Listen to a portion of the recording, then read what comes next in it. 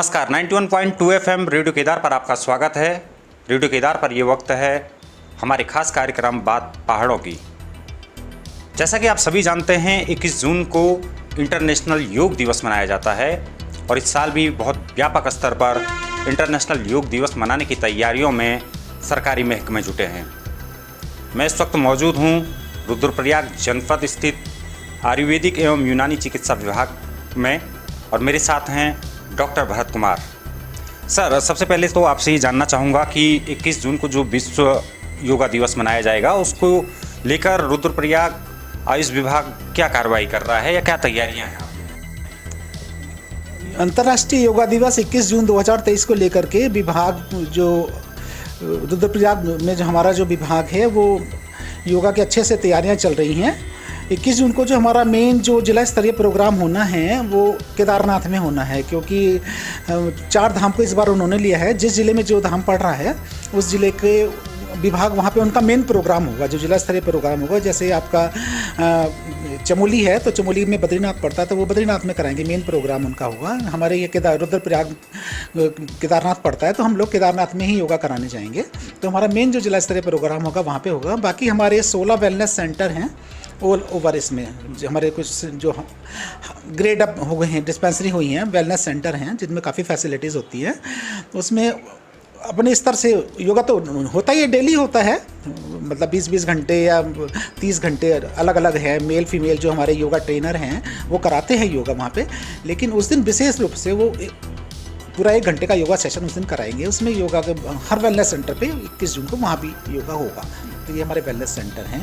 तो ये wellness centre हमारे जो हैं रुद्रप्रयाग में 16 वेलनेस सेंटर हैं। इनमें जो है जो पुराने हैं हमारे 3 हैं, तुनेठा, सिद्धसौड़ और सिरसौली, ये 3 पुराने हैं। और जो हमारे नए वेलनेस सेंटर बने हैं वो खेड़ीखाल, जलई, बरांगणा, बरसुड़ी, बाडव, लदोली, तैला, पांडवथली, पौठी, खरगेड, लमगोंडी, कोटमा और चंद्रापुरी, ये 13 हमारे नए हैं और 3 पुराने हैं। इन 16 वेलनेस सेंटर पे भी इंटरनेशनल योगा डे वाले दिन कार्यक्रम आयोजित किए जाएंगे और उनमें ग्राम प्रधान या और जो जनप्रतिनिधि हैं उनको बोला गया है, वहाँ के जो फार्मासिस्ट या डॉक्टर्स हैं, कि आप उनको जन सहभागिता से कम 25 लोग मिनिमम होने चाहिए। ऐसा ना हो कि 5 लोग योगा कर रहे हैं। हमने कह दिया है कितने लोग वहाँ पे होने चाहिए ताकि अच्छा लगे। और वहाँ पे मैट वगैरह सब प्रोवाइडेड है, ट्रेनर वहाँ पर हैं, मेल फीमेल दोनों, तो वो सब लोग योगा कराएंगे वहाँ पे। अच्छे से योगा होगा 21 तारीख। रेडियो केदार 91.2 FM इस वक्त, जैसा कि मैंने आपको बताया, रुद्रप्रयाग जनपद में कार्यरत है। रुद्रप्रयाग जनपद के कम्युनिटी को हम लोग कवर करते हैं और आपको बताऊं कि ये वही ज़मीन है रुद्रप्रयाग जहां बाबा केदार निवास करते हैं और सबसे बड़ा धाम जो माना जाता है केदार धाम भी यहाँ पे है।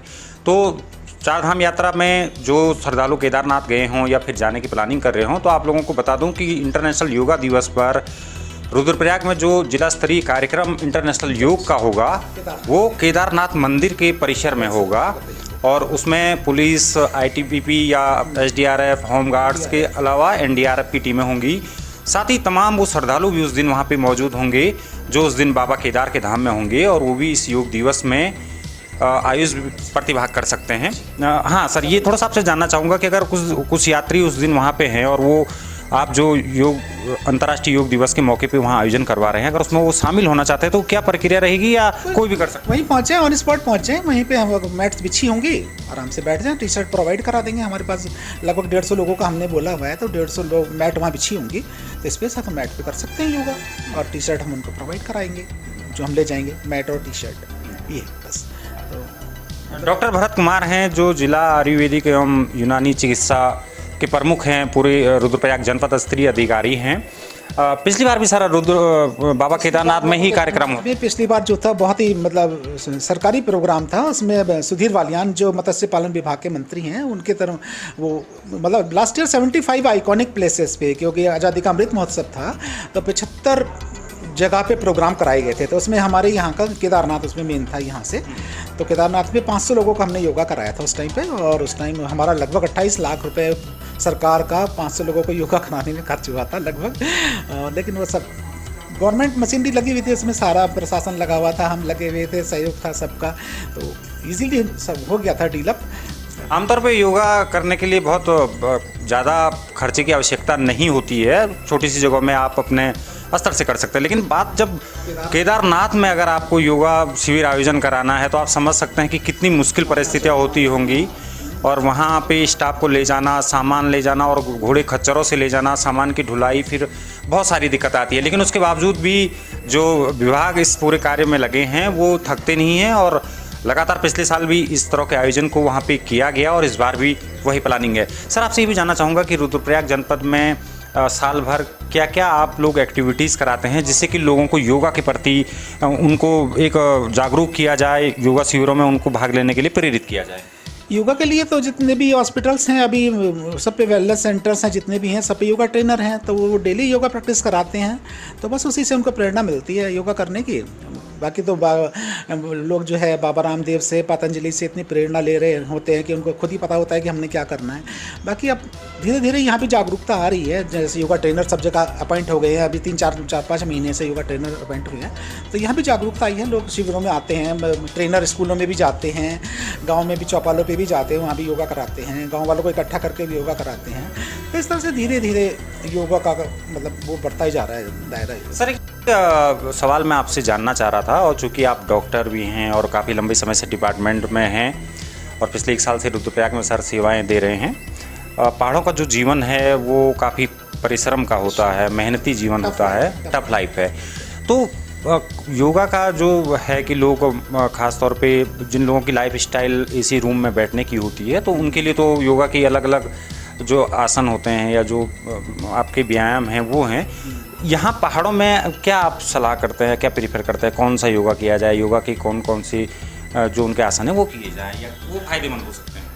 यहाँ पर तो आसन वगैरह तो जितने भी हैं, मतलब नॉर्मल में तो अगर जितने आप कर सकते हैं सभी करने चाहिए। मतलब जैसे क्या कहते हैं, दंड बैठक लगाना, धनुरासन, भुजंगासन, जिसमें बॉडी की फॉरवर्ड बेंडिंग हो, बैकवर्ड बेंडिंग हो, मतलब स्पाइनल कॉर्ड को मूवमेंट हो, लेटरल बेंडिंग है ना। तो ये इस तरह के जो आसन हैं जो आसानी से आप कर सकते हैं, वो सब करने चाहिए आपको। आप ये नहीं कि हम जो है दिन भर खेत में काम करें तो हमें योगा करने की जरूरत नहीं है। हाँ, कई लोगों के मन में इस तरह का सवाल होता है कि हाँ काम कर रहे हैं, हमें तो इतना कुछ हो रहा है, वो कुछ हो रहा है, तो फिर भी उसके बाद भी मतलब इसके बाद भी आपको उसके योगासन वगैरह कुछ करने चाहिए ताकि आपकी बॉडी में कोई प्रॉब्लम्स ना महसूस हो। कुछ सक्सेसफुल स्टोरीज आई हैं सर आपके पास कि योगा से किसी को बहुत फ़ायदा हो, आपके पास आया कि बहुत बहुत धन्यवाद सर, और योगा करने से तो मेरी ये दिक्कत बहुत दूर हो गई, या इस टाइप से? योगा से तो बस तो ऐसा तो मतलब लोग बताते ही हैं, जब आते हैं तो कहते हैं कि हमें योगा करने से फ़ायदा तो होता ही है। अब योगा करेंगे तो फिट तो रहेंगे, करो रोग या रहो निरोग, ये तो कहा ही जाता है ना।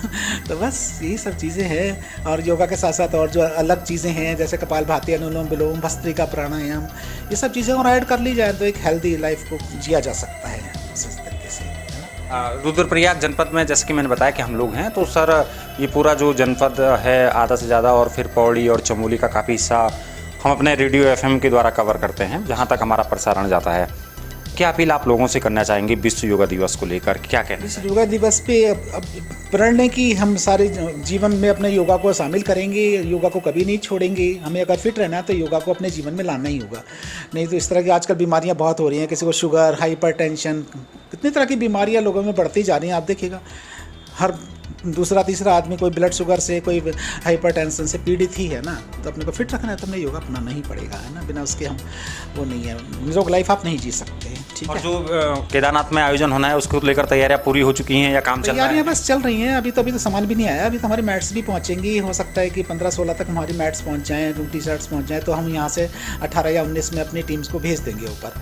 तो वो सामान मान लेके घोड़ों पे, 4 घोड़ों पे जाएंगे, 6 घोड़े होंगे, 4 घोड़ों पे सामान जाएगा, 2 घोड़े में लोग बैठ के जाएंगे जो सामान लेके ऊपर पहुंचेंगे। फिर 20 तारीख को हम पहुंच जाएंगे यहाँ से नोडाला, और हम जाएंगे तो 21 को मेन योगा कराना है। तो तैयारियां चल रही हैं, अभी तो सामान ही नहीं पहुंचा, तो तैयारियां तो तभी होंगी जब सामान पहुंचेगा यहाँ पे हमारे पास। ये सब चीज़ें हैं, बाकी वैसा रिलीज़ हो गया है विभाग की तरफ से। अब ठीक है, उसके हिसाब से अब तैयारियाँ कर रहे हैं, है ना। ये थे डॉक्टर भरत कुमार, जिन्होंने बताया कि 21 जून को जो विश्व योगा दिवस मनाया जाना है, उसको लेकर इस बार रुद्रप्रयाग जनपद का जो मुख्य कार्यक्रम है वो केदारनाथ धाम में आयोजित होगा, और लगभग अनुमानित कह सकते हैं कि 150 से अधिक लोगों के इस पूरे आयोजन में हिस्सा लेने की उम्मीद है। और पिछले साल भी ये आयोजन बड़े व्यापक पैमाने पर आयोजित किया गया था। हालांकि केदारनाथ में पहुंचना, योगा शिविर आयोजन करना अपना आप में एक बहुत बड़ी चुनौती है, लेकिन विभाग इस तरह के आयोजन पिछली बार से भी और उससे पहले से भी करता आया है, तो ये कोई मुश्किल भी नहीं होने वाला है। साथ ही जनपद स्तर पर भी जागरूकता के अनेक कार्यक्रम चलाए जा रहे हैं, लोगों को प्रेरित किया जा रहा है कि वो योग को अपने जीवन में उतारें और निरोग रहें। रेडियो केदार 91.2 FM पर आप हमारे कार्यक्रम सुनते रहिए। आगे भी आपको इसी तरह की और जानकारियाँ लेकर हम आपके बीच में आएंगे। धन्यवाद।